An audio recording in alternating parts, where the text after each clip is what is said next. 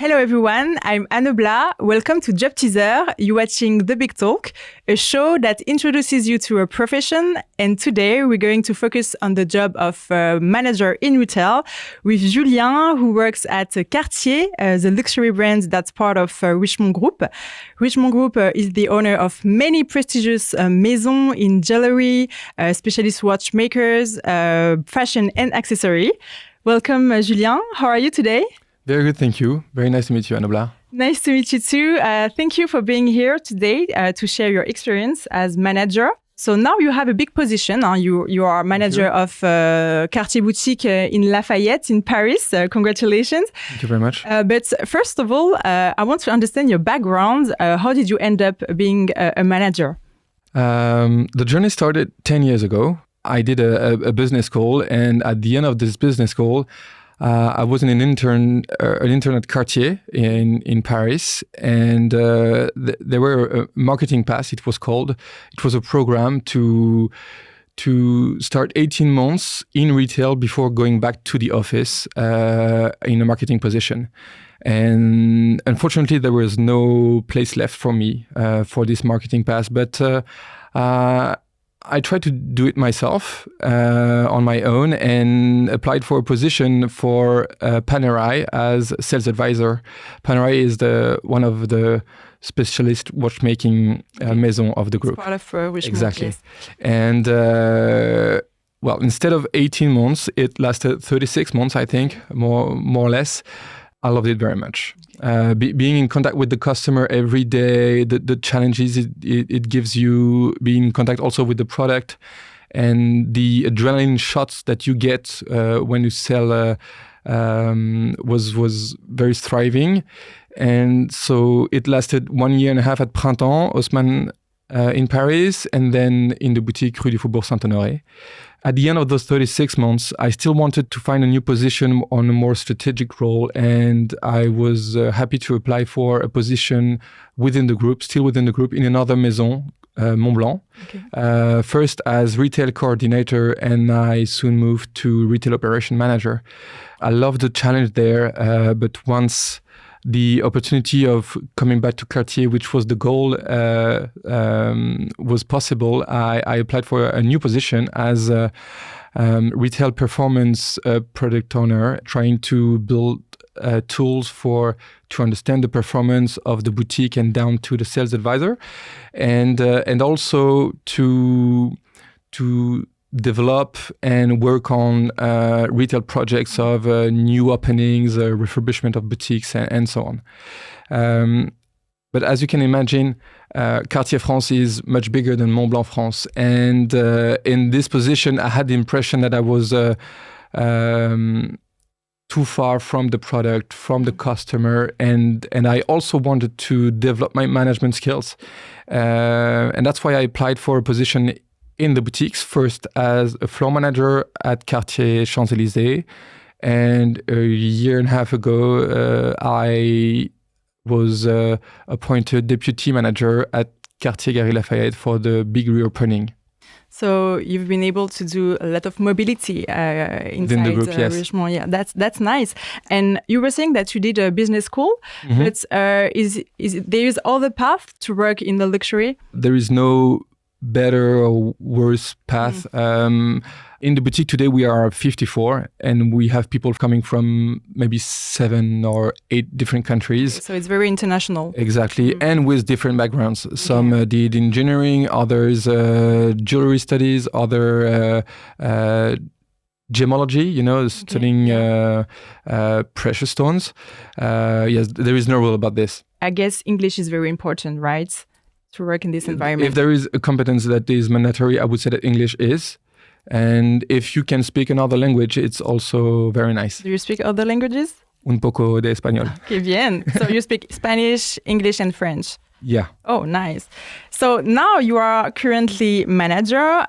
So what is the role of a deputy manager? There is 2 main dimensions when you work as a manager in retail. The first one is the one that you see the most, is to be able to make sure that the boutique is perfectly organized, and that we receive the customer in the best condition with the best stock and with the best experience. And it starts before the opening and until after the opening.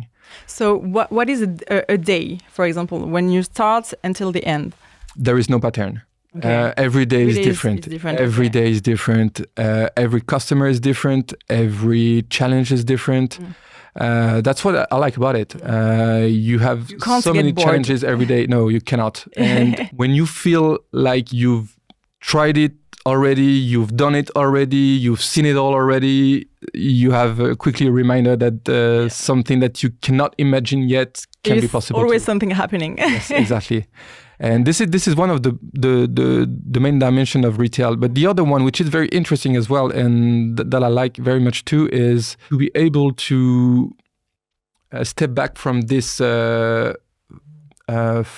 and adrenaline of the everyday challenge to work on a more strategic point of view and implement the strategy of the maison in your country for your boutique. And it's very interesting. And how is it to manage a team? It's a big challenge, of course, which is very thriving, and I didn't know that I would love it so much. As I told you, we are 54 in the boutique, and we all have different background. We don't have all the same position as well. We have a stockist, retail operation coordinator, sales assistant, floor manager, sales advisors. So it's like a company as its own. And what is very interesting about managing is that, unlike a cliche that people think that a manager is a controller, I think that a manager is someone who develop people and to make sure that at the end of the day we're not just individuals within the boutique, but we are part of a group and behave as such. And you were talking about cliché. What are the clichés surrounding your profession? I think that there is many clichés about luxury. One of them is that to be working in luxury, you have to be yourself a luxury consumer, or to be born in an environment where luxury is normal and everything. I'm not sure about that. I think that luxury is more a way of thinking. It's more about excellence. Exactly. It's all about trying to do the perfect product, the perfect way, with the best craftsmen, to present it in the most sophisticated way, and to make sure that we have the most beautiful boutique to present our most beautiful product, and that we give the most interesting and charming and welcoming experience for our customers within the boutique and after the boutique. And I think that if you have this set of mind, working in the luxury industry should be logical. And do you have maybe other cliché? I have this sensation that luxury is cold. Oh, yes. Yeah, sure. When I was younger, I felt like it was difficult to enter in a luxury store. Yeah, I almost felt afraid. But honestly, once you understand that it's about giving the best experience, to do that, you have to be very much connected into the customer, so very human to understand him, to try to connect with him. And when you do so, you cannot be cold. Sure. And since this is what we do every day, we are also like this within our boutique. It's your management. And also in the management, you actually try to give what your customer receives also to your staff, because if the environment he's working is different from what he has to give to the customer, you have an issue in the end. And what do you like the most about being manager? I think that what makes me wake up every day loving this job is to develop people and to be confronted to so many different backgrounds, so many different cultures. Makes it very interesting. You have to adapt every day to the person you have in front of you to make sure that the message you're giving is the one he's willing to receive in order to make sure that we evolve as a team towards our objective. And working in retail, was it your goal at the beginning? Did you always wanted to work in retail? No, if you asked me 10 years ago to work in retail, I would say no way. Why? I don't know. I didn't want to be in a boutique. Also because I didn't understand how big it could be, what was the different positions required. To me, a boutique was just sales advisor and that's it. And it's much more, of course. And even the job of sales advisor, I mean, when I was at Panerai, I was really considering staying this way and go for a path to be a grand vendeur, which is a Graal when you are a sales advisor, for instance, at Cartier. I think that what helps you grow in your career is to have a long-term objective, to have an end goal in your career. And I had one in mind since I was young. And once I understood that there were not one way, but many ways to achieve this long-term goal, it set me free, I think. So we can have a goal, but we don't know how to go there. But Exactly. We don't know yet how to go there, but you have to understand that there is many ways, not just one. And what would you say to your younger self? I think that it's important to try. And as I said, there is many ways. If you try one way, the journey might be a bit longer, but those experiences will build your professional path. And even if it's not the shortest way, as long as you let yourself try and be bold, I think that you can achieve anything. Furthermore, in a group where you have many possibilities because you have many maisons, many métiers. Some people are working in the boutique now. We're doing finance before and marketing after that. You can find yourself through these opportunities. Yes. If you're the actor of your mobility, you can use every tool that you have at your disposal in the group. There are many bridges between different métiers and between different maisons that you can use. And what are the qualities to have to do your job and to work maybe at Richemont and in a luxury maison?